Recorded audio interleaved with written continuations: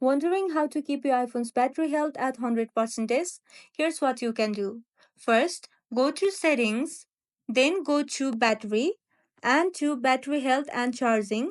Then make sure Optimized Battery Charging is turned on. It learns your habits and slows charging when it's not needed. Super helpful for long term health. And if you're on iOS 18.4 or later, look for charging limits. Choose the 80% limit or optimized limit option. This prevents your iPhone from fully charging every time, which reduces wear on your battery. Next, try not to charge overnight all the time and avoid letting your phone constantly drop below 20%.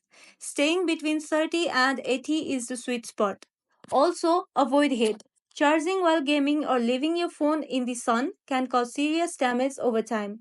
And lastly, always use a certified charger and cable. Cheap accessories might seem fine, but they can kill your battery slowly. And if this video helped you, don't forget to like and subscribe for more iPhone tips and tricks. Thank you for watching.